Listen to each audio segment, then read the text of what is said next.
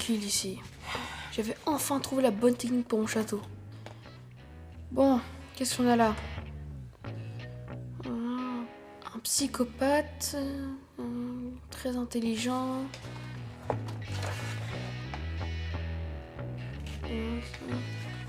Violent.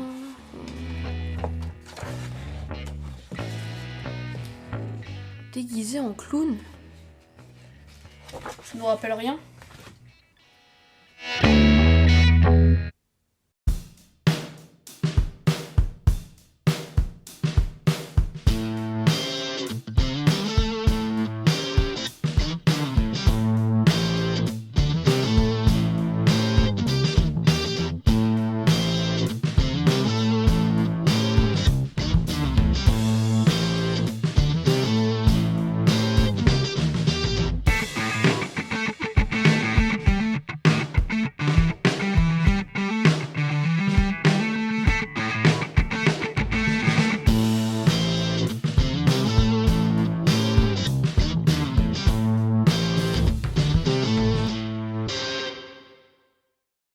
C'est au printemps 1940 qu'apparaît pour la première fois dans les cases de Batman numéro 1 un personnage haut en couleur.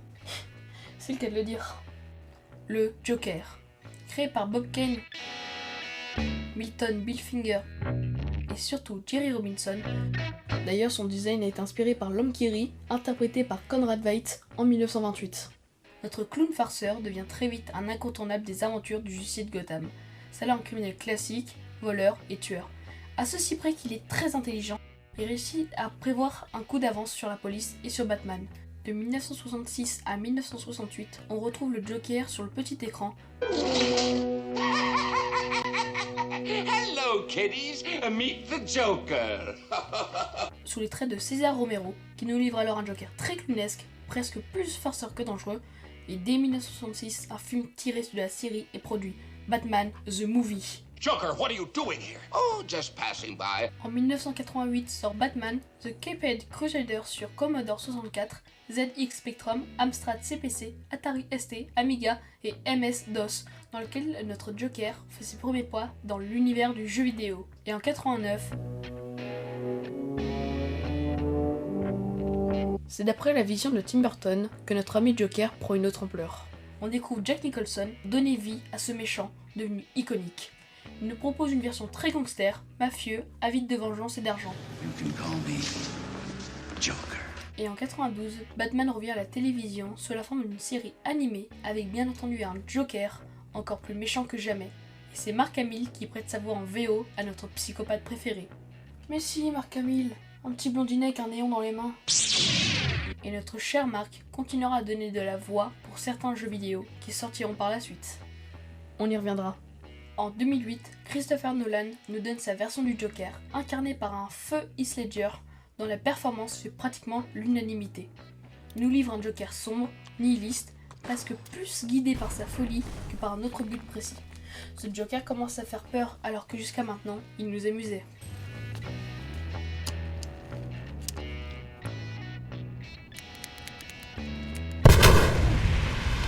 En 2009, retour aux jeux vidéo. Bien sûr, depuis le Batman de Tim Burton, on retrouve le Joker dans plein de jeux. Mais là, il s'agit d'une quadrilogie qui s'étend jusqu'en 2015, la série Arkham. Arkham Asylum, donc en 2009, Arkham City en 2011, Arkham Origins en 2013 et Arkham Knight en 2015.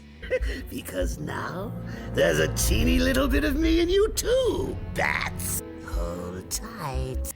Les gens étaient bien, voire très bien accueillis, et la performance de Mark Hamill une fois de plus saluée. On y retrouve un Joker qui gagne en sadisme et en noirceur.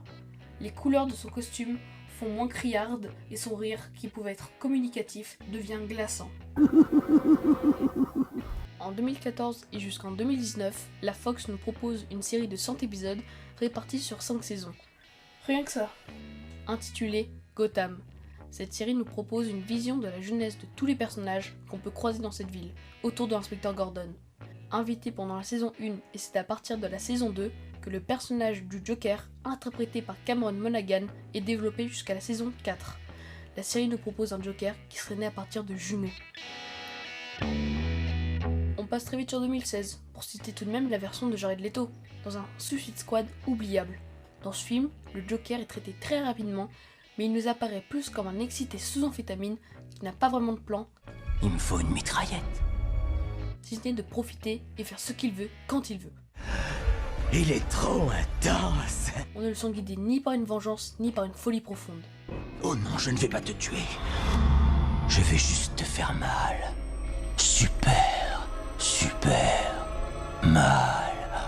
2017 voit la sortie de Lego Batman The Movie.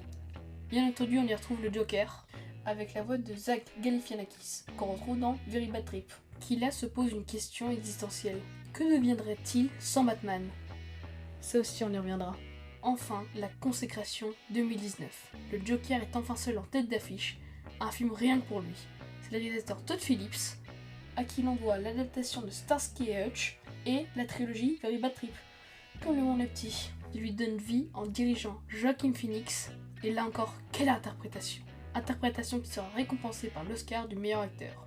Et que se passe-t-il quand un film est réalisé avec le Joker en tête d'affiche? $1 milliard de recettes mondiales. Un carton. Par contre, on oubliera la suite, Folia 2. Pour finir sur ses apparitions, en 2022, dans The Batman, on croise le Joker furtivement à la fin.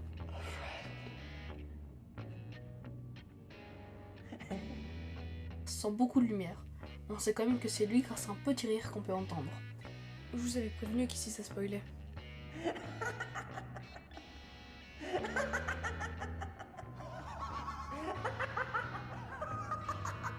Mais est-ce à dire qu'on le reverra bientôt?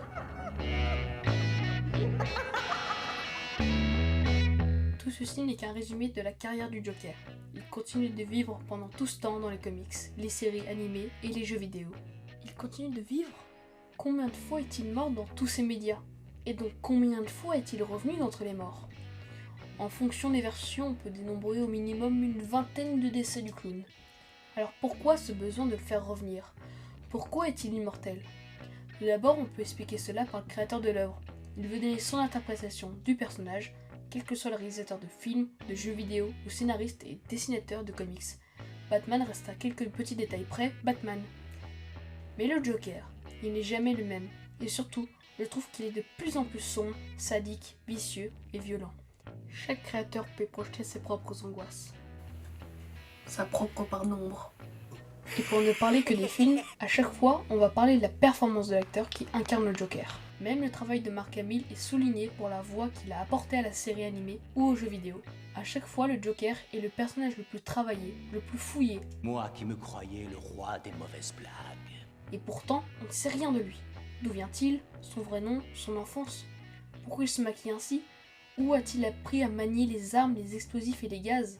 Parfois, une œuvre donne une explication pour que celle d'après la démonte. Ou bien c'est au sein d'un même film que lui-même donne deux versions différentes de son propre passé.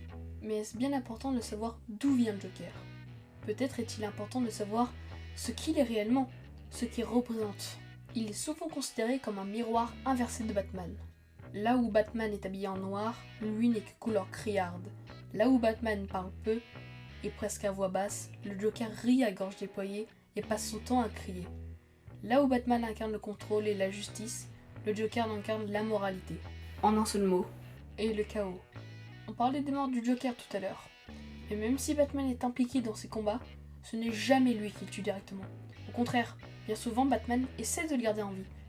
A l'inverse, le Joker non plus ne tue jamais Batman, alors qu'il peut en avoir l'occasion, alors qu'il extermine certains de ses proches. Et si on le considérait autrement que comme l'extrême opposé du Batman, mais plutôt comme le complémentaire? Et si l'un ne pouvait pas exister sans l'autre?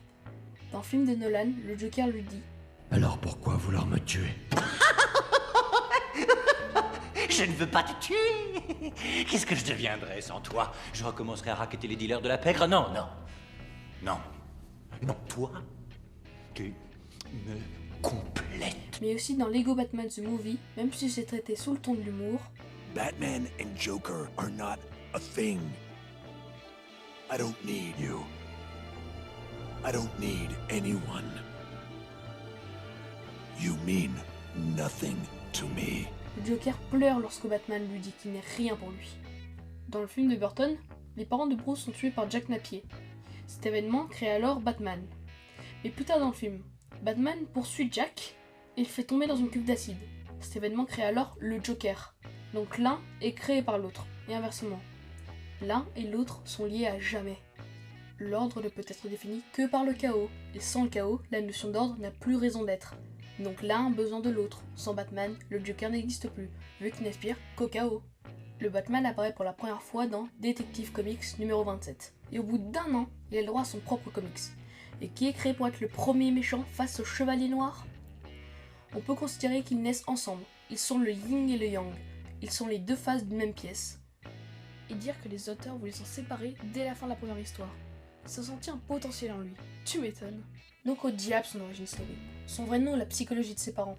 Il faut juste prendre le Joker tel qu'il nous apparaît. Il sera différent de la veille et encore moins méchant que le lendemain. Le Joker est un cauchemar personnifié qui perdure même quand on est réveillé. Avez-vous remarqué combien de fois il est plus facile de se déguiser en Joker qu'en Batman? Pour incarner un Batman à peu près plausible, il faut quand même avoir un certain physique. Et le costume coûte cher pour quand même ressembler à quelque chose. Alors que le Joker, on s'en fout du physique. Pour incarner un Joker crédible, il faut se teindre les cheveux en vert, se faire le visage blanc et les lèvres rouges. Rajoutez ce que vous voulez pour les yeux, car là encore, cela diffère d'un Joker à l'autre. Et prenez un costume un peu usé, et vous voilà en un magnifique Joker. Oh, à propos, il n'est pas bon marché ce costume. C'est pourtant vous qui l'avez payé. Donc tout le monde peut être un Joker crédible. Et surtout, tout le monde aimerait être le Joker. Une personnalité extravertie, qui fait tout ce qu'il a envie. Qui n'est limité par aucune barrière sociale. Un masque qu'on aimerait bien porter pour se défouler. Dans toutes les histoires, un héros n'est apprécié que si en face, il a un méchant digne de ce nom. Dans les James Bond, les films ne sont jamais aussi réussis que lorsque le bad guy est bien écrit. Quel que soit le média, les auteurs vont passer plus de temps à développer un Joker original. On peut presque faire ce qu'on veut de lui. Au final, ne serait-il pas un concept, une idéologie que chacun peut se réapproprier? Il nous permet d'être réellement nous-mêmes. Les règles de la société nous empêchent de commettre des crimes. Enfin, pour la plupart d'entre nous. Mais l'espace d'un moment, si on succombe à nos élans primaires, on peut devenir un Joker nous-mêmes. Et c'est pour ça que je l'aime, pour sa liberté, pour nous permettre de s'identifier à quelqu'un qui est hors système. Il nous apporte le twist qui nous manque dans notre triste vie. Même s'il commet des actes répréhensibles, on lui pardonne, car on a toujours hâte de le retrouver. Si Batman est invincible, le Joker, lui, est immortel. Et pour tout ça, oui, j'aime le Joker. Bon, concernant ce dossier, c'est qu'un vulgaire copieur. Il n'arrivera jamais à la cheville du prince du crime. Faudra juste qu'on aille voir à l'hôpital psychiatrique. On retrouvera un début de profil. En attendant, j'ai autre chose à faire. Et n'oubliez pas, le bien, le mal, c'est bien souvent qu'une question de perspective.